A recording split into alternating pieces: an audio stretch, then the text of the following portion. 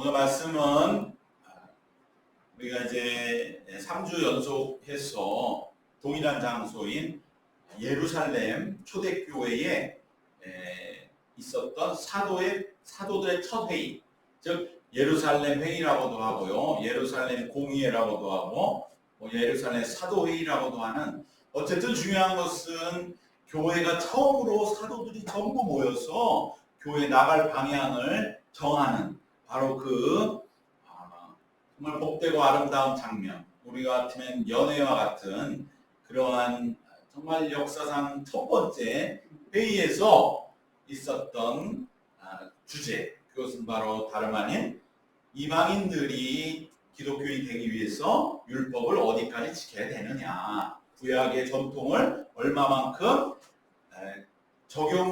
적용되어야 이방인들, 유대인들만 구약을 믿었기 때문에 이제 유대인 아닌 사람들도 이제는 예수님을 믿을 적에 구약의 영향을 얼마만큼 적용할 것이냐, 그것이 대표적으로 할례의 문제로 이제 제기가 되었고, 그것은 단지 할례가 문제가 아니라 율법 전체를 얼마만큼 적용할 것이냐, 이것이 의논의 주제가 되었고, 그것은 다름 아닌 바로 바울과 바나바의 이방인 선교의 그 놀라운 영광과 업적과 열매들이 보고가 되면서 정말 이방인들이 이렇게까지 열심으로 복음에 귀를 기울여서 어떻게 보면 예루살렘에 또 유대에 있던 유대인들보다도 이제 이방인들이 더 이제는 왕성하게 선교가 되는 이 상황에서, 그랬을 때에 우리가 이제 이러한 상황의 변화를 어떻게 교회는 분명한 기준을 가지고 전진해 나갈 것이냐, 이것이 이방 선교라고 하는 엄청 하나님의 역사와 그로 인한 우리의 반응, 교회는 어떻게 이러한 하나님의 역사를 잘 모아서 잘 이것을 교회에서 종합하고 정리해서 그 다음 교회가 나갈 방향을 어떻게 정할 것이냐, 이것은 너무나 중요하고 복된 그러한 회의였기 때문에 오늘날과 같은 그러한 형식적인 무미건조한 회의가 아니라 정말 교회 방향을 정하는 그러한 많은 의견들이 또 모아지고 기도하고 서로 간에 정말 하나님의 말씀, 구약의 말씀을 인용하면서 방향을 정하는 그러한 아름다운 모습을 우리가 이제 3주째 보는데, 오늘이 예루살렘 회의의 결론의 말씀으로 이제 종결이 되는데, 바로 그때 등장한 사람이 야고보입니다. 근데 이 야고보는 누구냐? 예수님의 유명한 세 제자 베드로, 요한, 야고보의 야고보가 아니고, 이때 야고보는 이미 죽었어요. 이 야고보가 이 예루살렘 공의회를 보통 당시 이제 신약학자들이 초대교회사를 역사를 연구하면 보통 AD 서기 49년 정도로 예상하거든요. 49년, 우리가 2024년인데, 그런데 야고보의 순교는 보통 44년, 45년으로 봅니다. 그래서 첫 번째 순교자, 예수님의 12명, 물론 초대교회의 많은 교우들과 지도자들의 첫 번째 순교자는 스데반이지만, 스데반은 사도는 아니고 집사로서, 지도자로서 첫 번째 순교자였고, 스데반의 순교는 보통 AD 34년, 35년으로 봅니다. 굉장히 초창기죠. 예수님 32년, 33년에 돌아가셨는데, 돌아가시고 나서 1, 2년도 안 돼서 스데반이 순교를 당하고, 그리고 10년 정도 있다가 야고보가 이제 초대교회 박해가 다시 일어나서 야고보 순교하는 장면이 있지 않습니까? 10년 후에 일어난 일이에요. 그 사이에 10년 동안 야고보는 스페인까지 가서 선교를 하고 돌아왔다고 하는 그러한 그 전승이 있지 않습니까? 그 정도로 10년 안에 그 일이 다 일어난 거예요. 그래서 로마를 지나서 스페인까지 가서 당시 땅끝이라고 여겨지는 그 선교를 하고 돌아와서 예루살렘에 순교를 당했는데, 그러고 나서 이제 그 야고보가 첫 번째 순교자, 예수님의 제자 중에서. 그래서 그 유명한 예수님 오른편 왼편에 앉게 해달라고 했을 적에, 너희가 지금 내가 마시려는 잔을 무슨 잔인지 알고 달라고 하는 것이냐, 그 말씀이 이루어지는, 참 우리에게는 어떻게 보면 예수님이 그러한 말씀을 들으실 때 야고보의 첫 번째 순교를 예언하시듯이 그 말씀을 그대로 이루게 되지 않습니까? 그래서 야고보는 이미 돌아가셨어요. 5년, 4년 전에. 그리고 이제 제자들도 11명밖에 안 남았어요. 그 중에 이제, 그래서 오늘 나오는 야고보는 제자 야고보가 아니고 예수님의 동생 야고보. 그래서 바로 이 야고보가 이제 나오게 됩니다. 그런데 이 야고보는 제자 야고보 못지않게 이제 그 이후에 초대 교회에서는 중요한 역할을 하는데, 그것은 무엇이냐? 바로 예루살렘 교회의 가장 큰 그러한 지도자로서의 역할을 감당하게 됩니다. 그러니까 많은 사람 당황할 수도 있어요. 왜냐하면 우리가 제자 야고보가 아니고 예수님의 동생이 이렇게 또 지도자가 되는 것을 보면 또 이렇게 참 뭔가 이것도 하나의 혈연주의, 가족주의 이런 게 아니냐, 이렇게 처음에 생각할 수 있지만, 그러나 그러한 차원이 아닌 것이죠. 이미 예수님의 동생으로서의 야고보는 정말 많은 훈련을 받았고, 그래서 야고보가 남긴 그러한 신약성경이 바로 야고보서. 우리가 이제 신약성경에 가면 야고보서가 나오는데, 그 야고보서를 지은 사람도 제자 야고보가 아니라 바로 이 오늘 등장하는 예수님의 동생 야고보인 것입니다. 바로 이 야고보는 어떠한 자였느냐? 우리가 이 야고보서를 보통 인내의 서신이라고 그러잖아요. 인내하는 그러한 사람이었다.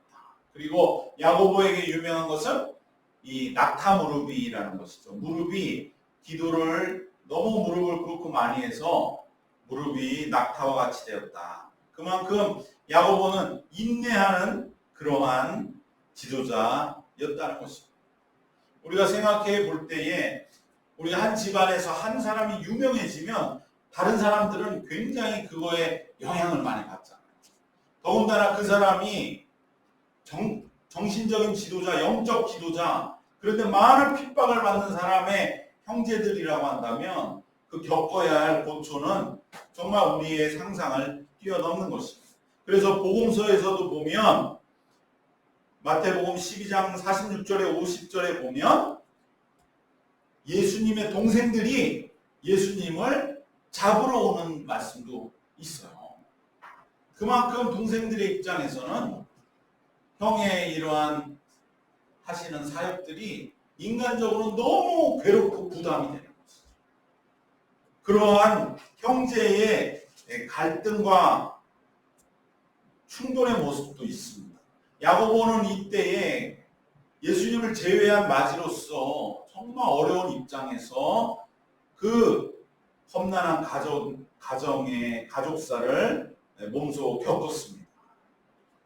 그러면서 처음에는 예수님인 형님을 이해할 수 없었지만 이제 점점 그가 예수님을 이해하게 되고, 그리고 놀라운 것은 무엇이냐? 예수님이 부활하신 후에 동생인 야고보는 따로 만나는 그 장면이 고린도전서 15장 7절에 사도 바울이 고린도전서 15장 부활장에 예수께서 부활하시고 나서 누구에게 보이시고 할 때에 야고보만 따로 보이셨다고 기록하고 있습니다.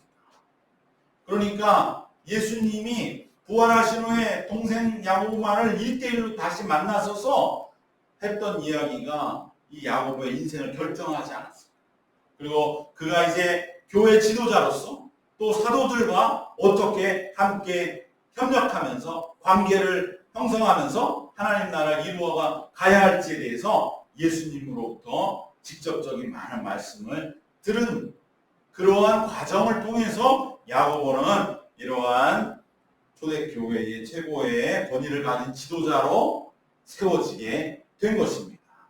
그리하여 오늘 정말 이 1차 회의가 얼마나 중요합니까? 교회가 앞으로 어떻게 나갈 것이냐, 그것을 결정하는 지도력으로 교회의 기틀을 다지는 모습을 우리에게 보이는 것입니다. 그래서 우리는 오늘 이 야고보를 보면서 오히려 처음에는 혈연주의 이런 생각 하지 말고 가족 중에서도 신앙의 든든한 지도자와 동지와 동역자의 역할은 얼마든지 가능하다는 것을 야고보는 우리에게 보여주는 줄로 믿습니다. 가족들이 항상 신앙의 걸림돌이 되고 갈등만을 일으키는 것은 아닙니다. 오히려 이 동생 야고보와 같이 예수님의 그러한 삶을 너무나 잘 아는 그 야고보로서의 그러한 역할, 그러므로 교회를 섬기고 끝까지 인내의 모범을 보이는 그러한 자로 세워질 수 있다. 즉 우리의 가족과 가정에서도 그러한 신앙에 함께 공동체를 세우는 그러한 역할은 얼마든지 가능하다는 것을 야고보는 우리에게 보여주는 줄 믿습니다. 복음서에 나오는 예수님의 가족들의 모습을 보면 사실 이 장면은 굉장히 우리의 놀라움을 주는 것이죠. 가족들은 사실 예수님을 이해할 수 없고 예수님을 잡으러 오기까지 하고, 차라리 그러면은 세상적으로 당신이 확 성공을 해서 우리들도 좀 어깨 피고 그동안에 고생하고 놀림받고 어떻게 보면 같이 정말 많은 비난을 받았던 거 많이 좀 하게 해달라, 이런 모습으로 복음서에 나오던 형제들이 비로소 부활하신 예수님을 만나고 신앙 안에서 온전한 길을 걷게 될 때에 이렇게 교회의 든든한 지도자로 세워진 것을 우리가 보면서 우리가 가족들이 가장 구원하기 어렵다고 할지라도 그렇지 않구나, 오히려 가장 내밀하게 함께 삶을 사는 그러한 삶의 동행자로서 신앙에서도 오히려 그것이 더 좋은 역할과 좋은 영향을 미칠 때는 정말 깊이 있는 지도자로 세워질 수 있다고 하는 희망을 가지고 우리가 그러한 마음으로 오늘날 모든 가족과 이웃들을 세워주는 그러한 믿음의 사람으로서의 눈을 뜨시기를 주님의 이름으로 축원합니다. 야고보는 어떻게 보면 사도들에 비해서는 보수적인 입장을 가지고 있었다는 것이죠.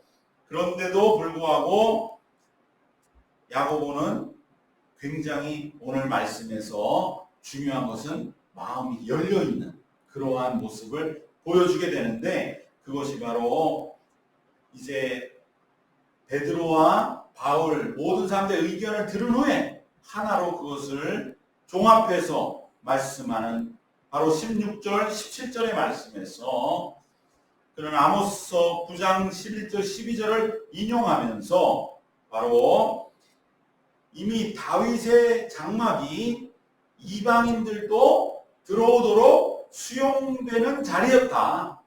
다윗의 장막 자체가 이방인들도 들어오게 허용되었다고 하는 이 아모스서 9장 11절 12절의 말씀을 통하여 우리가 세우려고 하는 이제 무너졌던 다윗의 장막을 재건하는 바로 교회는 당연히 이방인들을 수용하는 것이 마땅하다라고 하는 것을 구약의 예언서에서 그 근거를 제시함으로써 야고보는 선지자 예언 속에 이미 이방인들도 다윗의 장막에는 열려 있었다고 하는 것을 선포하면서 그것이 예수님에게 의해 성취되었는데 우리가 어떻게 이방인을 배척할 수 있겠느냐라고 하는 이러한 열린 선교를 야고보는 보여주고 있습니다. 즉 그래서 야고보는 우리가 인내하는 열린 지도자, 여러분, 인내하는 사람 마음이 정말로 이렇게 뒤틀리기 싫거든요. 내가 이렇게 참고 있는 거 니네가 알아? 내가 예수님의 동생으로서 니네가 모르는 그 아픔과 고통을 어떻게 알아? 그러한 모습이 또 하나의 어떻게 보면 권위가 될 수도 있지만 야고보는 그걸 다 내려놓는 모습. 그리고 인내하되 열린 그러한 지도자로서 정말 인내하면서 마음이 연다고 하는 것이 얼마나 어려운 일인데 이 길을 걸어가는 모범을 우리에게 보여주고 있는 것입니다. 그렇기 때문에 당시에 수많은 초대교인 그 누구도 감히 야고보의 이러한 길에 대해서 이의를 제기할 수가 없었던 것이죠. 가장 인내의 길을 가는 자가 가장 넓게, 가장 포용적으로 정말 누구든지 받아들이고 있는 이 모습 속에서 그 어떤 사람도 이제 이의를 제기하기가 어려워진 것입니다. 그러면서 야고보 사도는 19절에 결론적으로 말씀하고 있습니다. 우리 19절 같이 읽겠습니다. 그러므로 내 의견에는 이방인 중에서 하나님께로 돌아오는 자들을 괴롭게 하지 말고 이방인들을 괴롭게 하지 맙시다.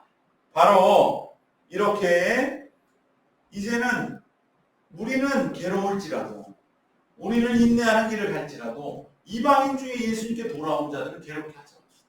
그들에게 율법의 굴레를 매게 하지 맙시다. 왜? 그것은 바로 예수님께서 보여주셨던 그 모습이었다는 거예요. 야고보는 바로 이때 예수님의 모습을 떠올렸을 것입니다.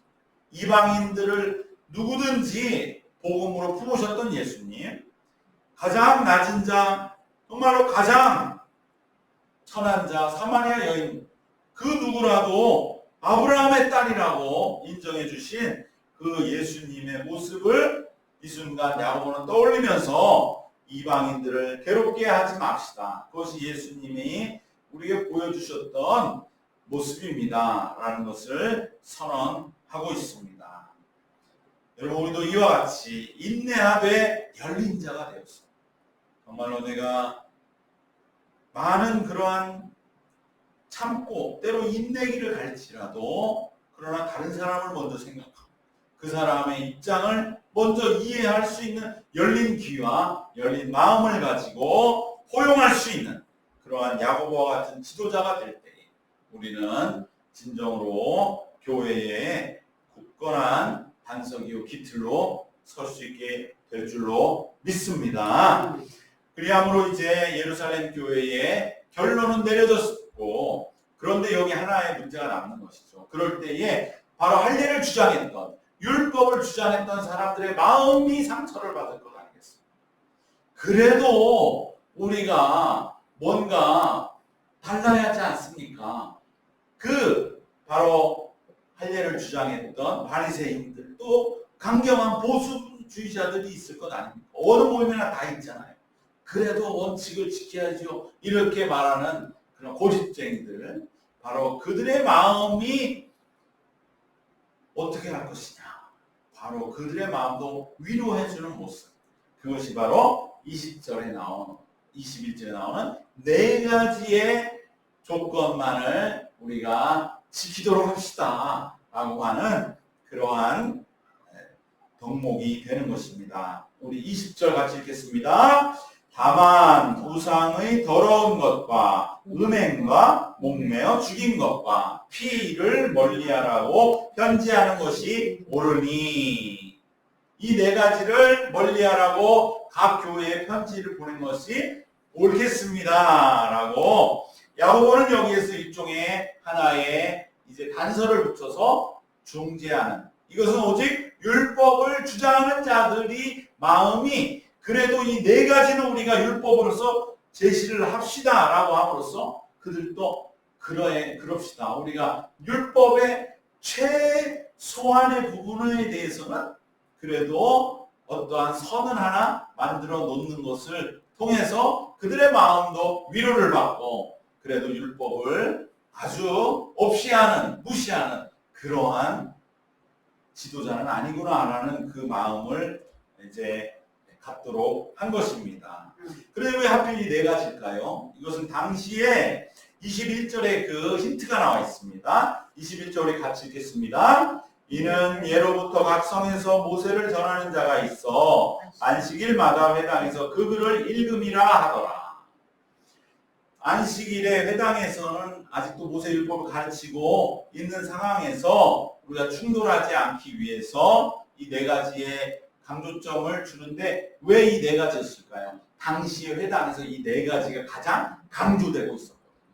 그러니까 우리들도 그 지키라고 막 하는 거 장점인데 왜 우리가 못 받아들이겠습니까? 우리는 그거 이상을 지키는데 그 네 가지를 기본적인 것으로 지키는 것을 못 막아 놓읍시다 하면서 이 네 가지가 여기에서 꼽히게 된 것입니다. 여러분 이게 왜 중요할까요? 여러분 신앙생활이라고 하는 것은 우리가 허공에 있는 게 아니에요. 내게 지금 가장 문제가 뭐냐? 지금 내 신앙의 가장 걸림돌이 뭐냐? 이거를 고민하는 게 신앙입니다. 다른 거 신경 쓸 필요가 없는 거예요. 누구는 어떻고 누구는 어떻고 어떤 교회는 어떻고 이게 신앙이 아니고 지금 내가 어떻게 살아야 되겠냐? 내가 지금 뭐에 부딪혀서 내가 지금 뭐 때문에 마음이 이렇게 괴롭고 평안하지가 않느냐? 이게 핵심이에요. 성경도 그걸 위한 거예요. 성경의 결론은 뭔지 아세요? 당신이에요. 너를 위해서 내가 말씀을 준 거라. 그만큼 하나님 우리 사랑하신다. 너를 위해서 내가 이걸 주는 거지. 말씀이 너가 죽어가는데 이게 말씀이 무슨 소용이네. 오늘날 수많은 사람들이 죽어가는데 성경이 권위가 있습니까? 예수님이 하나님이 그런 말씀 주시냐. 하나님은 그만큼 우리 한 사람 한 사람을 사랑하시는 줄 믿습니다. 그렇기 때문에 왜 이 네 가지냐? 어떤 사람들은 뭐 이 네 가지가 제일 중요하고 또 특별한 의미가 있는 것처럼 그렇게 얘기를 하지만 그런 해석도 있을 수 있죠. 더 그쪽으로 연구해서 당시에 어떻게 교회에서 의논이 됐는지는 아무도 모르니까.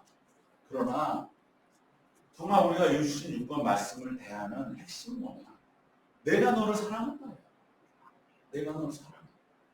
내가 너를 사랑하는데 그 사랑을 어떻게 전할 수가 없으니까 말씀을 주신 거예요. 이 말씀은 한마디 내가 너를 사랑한다. 근데 왜 나는 사랑이 없어 지금? 사랑을 하나님 나를 사랑해요? 그러면 이게 뭐가 지금 소용이 없는 것 같다는 거죠. 신앙이라고 하는 것은 내게 지금 가장 부딪히는 문제를 고민하고 부딪히는 건 살아있는 믿음의 길. 당시에 가장 문제가 됐던 게 이 네 가지였거든요. 가장 회당에서 가르치는 것이 네 가지였거든요. 오늘 우리로 치면 뭐겠습니까? 네 가지. 예를 들면 주일 성수. 그잖아요? 또 물질 생활. 또 영적으로 훈련받아야 된다. 기도회, 예배 틈틈이 참석하시라. 말씀 읽으시라. 그리고 기도하고 봉사생활을 하십시오. 이 네 가지 아닙니까?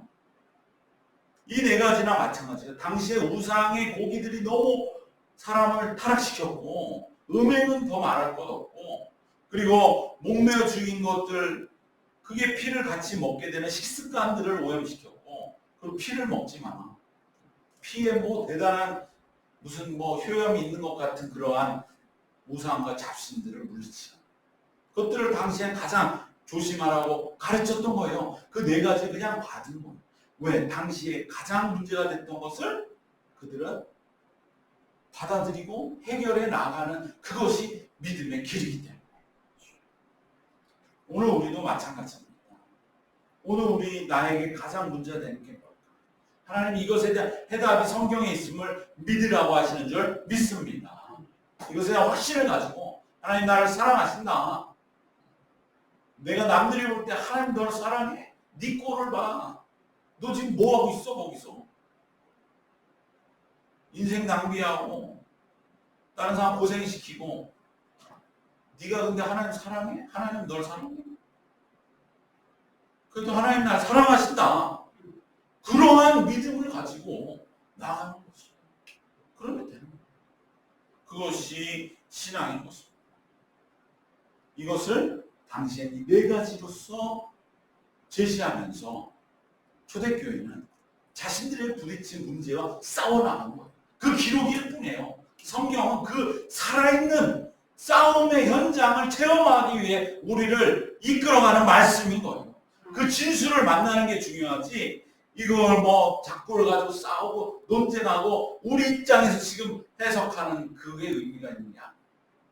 우리의 신앙의 문제를 해결해주는 그 길을 찾으라는 그러한 메시지인 것을 기억해야 할 줄 믿습니다. 그렇기 때문에 오늘 이 문제가 이제 어떻게 결론 내어집니까? 할례의 문제로 시작했죠. 그러나 할례의 문제는 곧 율법의 문제였죠. 율법은 어떻게 새로 믿은 이방인들에게 얼마만큼 율법을 좀 심하게 말하면 강요할 것인가의 문제의 핵심에서 이미 성령은 답을 내려주셨어요. 베드로의 환상을 통해서, 사도 바울의 그 1차 선교 여정을 통해서 답을 주셨어요. 문제는 이걸 우리가 어떻게 받아들일 거냐. 그거에서 야고보도 비록 보수적인 입장이었지만 본인이 먼저 열린 마음을 받아들였고, 그리고 이제 주장하는 교회의 아주 그 강경한 사람들, 보수주의로 완고한 율법을 주장하는 그 사람들에게도 이러한 네 가지를 제시하면서, 그러나 여기서 확실해진 건 뭡니까? 분명해진 사실은 율법으로 구원받는 게 아니다. 이 사실이 이제 분명하게 보수주의자들도 이제 깨닫게 된 거죠. 이를 통해서. 아, 우리가 왜 이걸 논쟁하지? 우리가 율법을 어떻게 이제는 생각해야 되지? 했을 때 율법을 우리가 왜 믿었지? 구원받으려고 믿었는데 실패했잖아. 근데 왜 또 우리가 그걸 율법 알지도 못하고 전혀 다른 배경에서 태어난 사람한테 왜 우리가 그걸 적용해야 돼? 구원도 안 되는데. 우리 구원은 예수님의 십자가 보혈과 구원의 능력 아닌가. 더 초대교회 교리가 확실해지는 것이죠. 그리고 이제 문제의 본질이 분명하게 드러나고, 야고보는 이제는 답을 다 알고 있어. 문제는 그 사람들 어떻게 다독여 줄까의 네 가지의 장치를 통해서 다독여 줌으로써 모든 게 해결이 되고, 야고보는 이미 그 문제의 본질을 알고 있었고, 그것은 할례 그걸 얘기할 필요도 없다. 지금 여기에는 할례 말도 안 나와요. 야고보의 말에는 아예 그걸 얘기도 안 합니다. 그러면서 야고보의 고민은 뭐였느냐? 이제 교회가 막 세워지는데 어떻게 하면 이 교회가 깨지지 않고 잘 순항해 나갈 수 있을까? 이것이 조금 전에 말씀드린 개인에게는 내 신앙이 어떻게 하면 순항할 수 있을까? 내 신앙에 닥친 문제가 뭔가, 지금 나에게 문제가 뭔가, 이것과 똑같은 그러한 신앙의 분명한 자리에 있었던 것입니다. 할례는 율법의 명분에 불과했던 것입니다. 명분에 매달려서 이러쿵저러쿵 논하면 문제는 결코 풀리지 않습니다. 명분을 내세우는 그들의 마음을 헤아리고 다독이면서 문제의 본질이 거기에 있지 않다고 하는 것을 깨닫게 하는 것. 어쨌든 이제는 구원의 길은 확실해졌고, 그렇기 때문에 이제는 논의 자체가 그들에게도 더 이상 어떠한 힘을 받을 수가 없다고 하는 것은 분명해졌을 적에 그들의 마음만을 위로해 주면 되는 것이죠. 바로 이 정말 하나님의 역사의 결론이 내려졌던 것입니다. 결국은 우리도 언제나 자신들의 주장을 접어야 하는 이들의 마음을 위로하고 헤아릴 줄 알아야 돼요.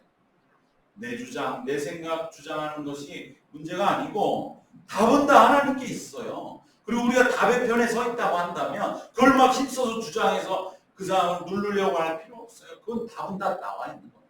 문제는 그의 마음을 어떻게 하면 위로하고 헤아리고 합당하게 배려할 것이냐 하는 것이 꼭 필요한 줄 믿습니다. 왜냐하면 그 자세가 바로 단순히 무슨 서로 일처리를 의논해서 결론 내는 것이 아니라 서로를 존중한다는 의미이기 때문인 줄 믿습니다. 오늘 말씀 결론을 세 가지로 정리하겠습니다. 예루살렘 교회 마지막 이제 결말을 보면서 우리는 야고보를 통해서 가족 안에서도 신앙의 지도자는 세울 수 있다고 하는 것을 우리가 보고, 두 번째로 야고보는 인내하되 마음이 열린 지도자였다. 바로 우리가 가야 할 길도 이러한 인내하면서도 포용할 수 있는 지도자의 길을 걸어가야 할 줄 믿습니다. 마지막으로 우리의 신앙의 모든 결정은 지금 내가 가장 부딪히고 있는 문제가 무엇인지 바로 그것을 해결해 가는 길이고, 그럴 때에 우리는 늘 그로 인해서 마음을 접어야 하는 이들을 위로하고 헤아릴 줄 아는 그러한 믿음의 길을 걸어감으로 인하여 우리 앞에 닥친 모든 문제를 하나하나 해결해 나가시고 우리의 신앙을 순항의 길로 이끌어 나가시고 우리 모두가 되시기를 주님의 이름으로 축원합니다. 기도하겠습니다. 주님 은혜와 사랑을 감사드립니다. 초대교회의 이 첫 번째 예루살렘 사도회의에 아름답고 복되고 영광스러운 결론의 모습을 보면서 우리들도 야고보와 같이 정말로 모든 가족들의 신앙 앞에서의 어려움들을 이겨내고 지도자를 키워나가는 믿음의 모든 가정들이 되게 하여 주시옵소서. 또한 인도하는 인내하되 널 열린 지도자 된 그러한 야고보와 같이 우리 또 그러한 반열에 오를 수 있도록 더 주님 앞에 온전히 인도함 받게 하시고, 무엇보다도 모든 교회도 앞에 있는 문제를 해결하고 돌파해 나가는 것 같이 우리의 삶의 신앙의 여정에서도 우리 앞에 있는 닥친 문제를 하나님은 반드시 해결해 주심을 믿고 그 문제 앞에 집중하여서 하나님의 이끄심을 받아 해결하고 나아가는 저희들이 되게 하여 주실 뿐만 아니라 그 문제로 인하여 어려워하게 될 이들의 마음을 헤아리고 배려할 수 있는 넓은 눈과 마음도 허락하여 주시옵소서. 주님 지키시고 인도하신 믿사옵고 예수님의 이름으로 기도드리옵나이다. 아멘.